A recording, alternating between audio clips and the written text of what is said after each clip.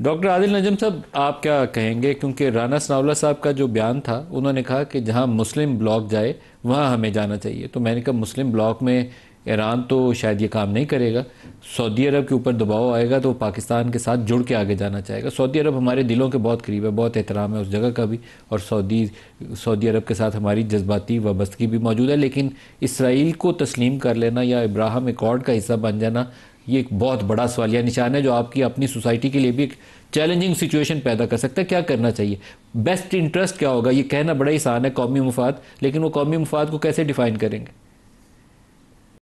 بہت شکریہ ندیم صاحب. دیکھیں، جو رانا ثناء اللہ صاحب کی سٹیٹمنٹ ہے ایک طرح سے تو وہ بہت ریئلسٹ اور پریکٹیکل سٹیٹمنٹ ہے، اور جو آپ نے جس کا ذکر کیا کہ اس کے جو انٹرنل امپلیکیشنز ہیں اس کا بھی خیال رکھنا چاہیے. یہ صرف بین الاقوامی مسئلہ نہیں ہے، یہ مسئلہ جو ہے پاکستانی اسٹریٹ کا بھی ہے. یہ صرف عرب اسٹریٹ کا مسئلہ نہیں ہے، صرف فلسطینی اسٹریٹ کا مسئلہ نہیں ہے، پاکستانی اسٹریٹ کا بھی مسئلہ ہے. تیسری بات سعودی عربیہ کے حوالے سے جو ہے وہ بھی آپ نے درست کہی کہ ایک ہمارا اس سے جذباتی رشتہ ہے، اور اگر آپ بہت ریئلسٹ ہوں تو جذباتی کے علاوہ ہمارا ایک اکنامک اور اسٹریٹجک رشتہ ہے جو ہمارے لیے بہت امپورٹنٹ ہے. جہاں تک پاکستان کا سوال ہے، میرے خیال میں یہ جو ابراہیم اکارڈ سے اگر مراد یہ ہے کہ اسرائیل کو تسلیم کرنا اور اسرائیل سے نہ صرف تسلیم کرنا لیکن کسی قسم کی آپ گفتگو اور ٹریڈ اور مراسم بڑھانا، ان اے وے اس میں پاکستان فرسٹ موور نہیں ہے اور نہیں ہونا چاہیے. پاکستان کی ایک ہسٹوریکل پوزیشن ہے، ایک پرنسپلڈ پوزیشن ہے. 1947 سے جس دن پاکستان بنا اس سے ایک پوزیشن ہے، اور پاکستان کو اس پوزیشن کو برقرار رکھنا چاہیے. اب اگر حالات بدل جاتے ہیں، حالات بدلنے سے مطلب یہ ہے کہ دیکھیں نا، یہ بھی سوچنا کہ سعودی عربیہ اس میں کود پڑے گا ایک بہت بڑی چینج ہو گئی. جب اگر وہ ہوا تو اور بڑی چیزیں چینج ہوں گی. کیا وہ صرف سعودی عربیہ ہوتا ہے؟ I think it is in likely. کیا وہ غزہ کی اسی صورتحال کے باوجود ابراہیم اکارڈ پش ہوتی ہے؟ اف دیٹ ہیپنس تو میرے خیال میں پاکستان ہو یا پاکستان کے علاوہ بھی، نہ وہ سعودی عربیہ کو قبول ہوگی نہ وہ ان کو قبول ہے جو قبول کر چکے ہیں آلریڈی. جو یو اے ای ہے یا دوسرے ممالک ہیں گلف میں جو کر چکے ہیں ان کے لیے نہیں. سو آئی تھنک اس میں ویٹ اینڈ سی، یا جیسے آپ نیوے نیوے کہتے ہیں، is not a bad strategy. ہماری پرنسپلڈ پوزیشن ہے اور اس پہ ہمیں رہنا چاہیے until and unless the situation changes.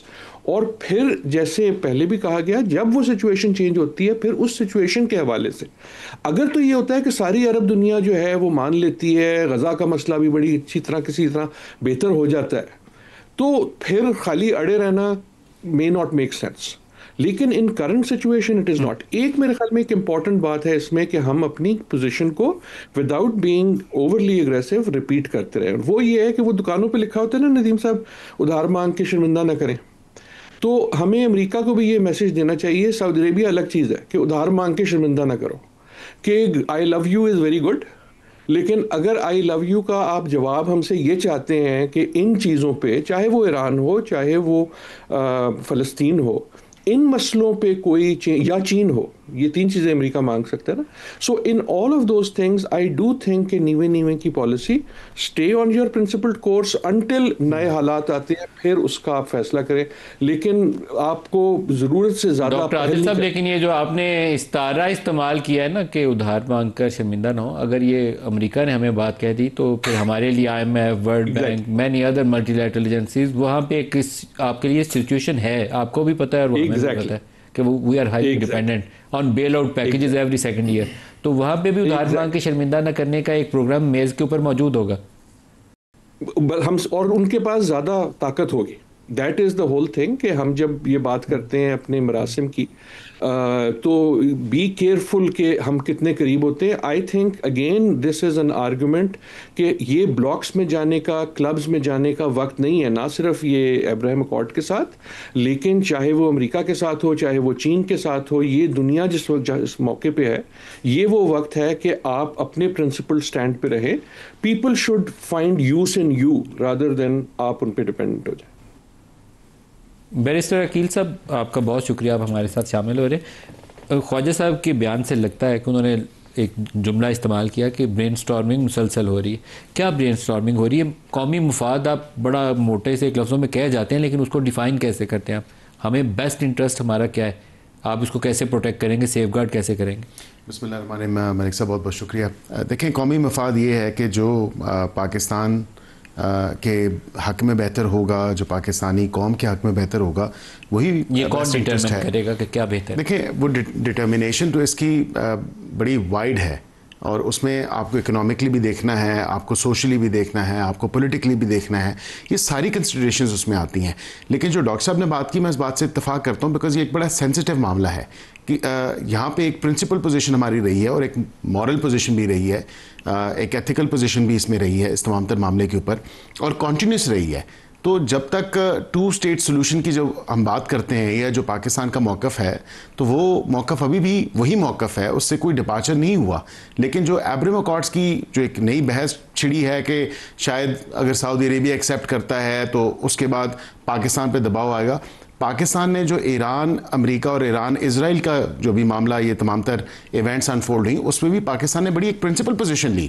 کافی لوگوں کو تو یہ تھا کہ جب وہاں پہ وزیر اعظم نے، اور اس سے کچھ ہفتے پہلے ہی ایران میں وہاں پہ جا کے جو وزیر اعظم صاحب نے وہاں پہ تقریر کی، جو بات کی، اس پہ کافی حیران تھے لوگ کہ یہ کس طرح شاید یہ کوئی ایسا، اس کا کوئی ہمیں فال بیک نہ ہو خدا نہ خواستہ، یا کوئی ایسی چیز نہ ہو جائے. لیکن وہ ہماری پرنسپل پوزیشن تھی، وہاں پہ پرنسپل پوزیشن تھی ایران میں. اور اس کے ساتھ ایران کے اوپر جب انپرووکڈ اللیگل اللیجیٹمیٹ اٹیک ہوا اسرائیل کی طرف سے، تب بھی ہم نے پرنسپل پوزیشن لی، اور ایک مورل پوزیشن تھی، اور ہم تھرو اینڈ تھرو کھڑے رہے.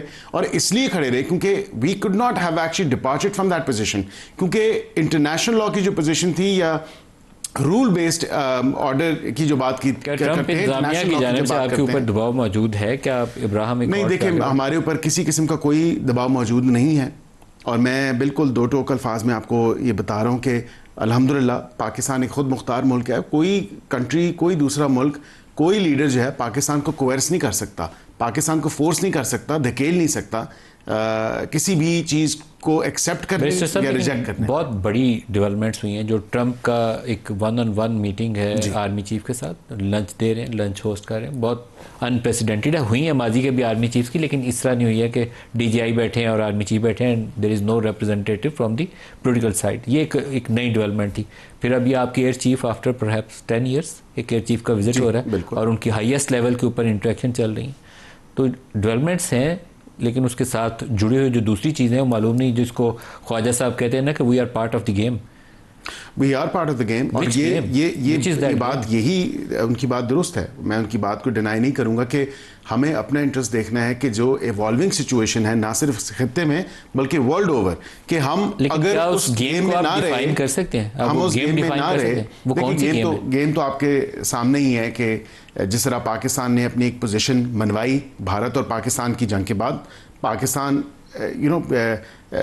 Came out as a winner, اور ہمیں بالکل ایک فاتح، جو ایک ہیجمنی قائم کرنا چاہتا تھا بھارت، یا جو ایک نیٹ سیکیورٹی پرووائڈر کا کلیم رکھتا تھا کہ ہم پورے اس خطے میں شاید نیٹ سیکیورٹی پرووائڈر ہیں، وہ تمام تر چیزیں تو بھارت کے کلیمز تو زمین بوس ہو گئے.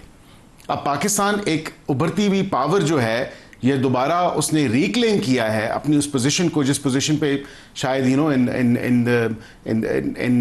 25-30 سال پہلے ہم ٹھیک تھے. 25-30 سال میں ہم نے بہت نقصان کیا اپنا، امریکہ کا اتحادی بن کے. لیکن وہ دوبارہ سے اس پوزیشن کیا، بلکہ اس سے بہتر پوزیشن میں ابھی آپ آ چکے ہیں ایک ورلڈ سٹیج پہ. تو پھر آپ کو یہ دیکھنا ہے کہ اب وہ اس پوزیشن کو مینٹین کرنا. خواجہ صاحب کا یہ کہنا ہے کہ ہمیں اس گیم میں ساتھ چلنا ہے، ہمیں اس گیم میں ساتھ رہنا ہے، ان دا سینس کہ جو دنیا کی سپر پاورز ہیں، جو طاقتیں ہیں، جو بڑے ڈیولپ ممالک ہیں، وہ پاکستان کی طرف دیکھ رہے ہیں. تو پاکستان کو ان کے ساتھ اپنے آپ کو ٹو سرٹن ایکسٹینٹ الائن بھی رکھنا ہے، اور ساتھ اس گیم میں رہنا ہے. اجاز صاحب، جو ہم اتنے بڑے نہیں ہیں اور اتنے خود کفیل بھی نہیں ہیں کہ ہم بڑی طاقتوں کے ساتھ کوئی گیم کھیل سکیں. خواجہ صاحب کا جو اسٹیٹمنٹ تھا، میں نے ان سے بھی پوچھا کہ وہ آپ کہہ رہے ہیں کہ we are already part of the game. تو یہ گیم ہاکی کی ہے، کرکٹ کی ہے، پہلے یہ تو بتا دیں نا کہ ہمیں سمجھنے میں آسانی ہو جائے. نہ ہم چائنا ہے، نہ ہم روس ہے، نہ ہم امریکہ ہے. تو ہمیں اپنے سائز اور قد کے مطابق اپنی انٹرسٹ کو ڈیفینڈ کرنا ہے. وہ گیم کیا ہے اور کیا ہمارا رول ہے اس میں؟ دیکھیے، میرا خیال ہے شاید خواجہ صاحب کے ذہن میں یقیناً اس کی کوئی کانوٹیشن ہوگی، لیکن as a student of international relation اگر جس طرح ہم سمجھتے ہیں، دیکھیے ہم اس لینڈسکیپ کا حصہ ہیں. جیو پولیٹیکل جو لینڈسکیپ ہے ہماری، جو جس جگہ ہم بیٹھے ہوئے ہیں، اس ریجن کی کوئی بھی ڈیولپمنٹ ہو، اس میں ہمیں اگنور نہیں کیا جا سکتا.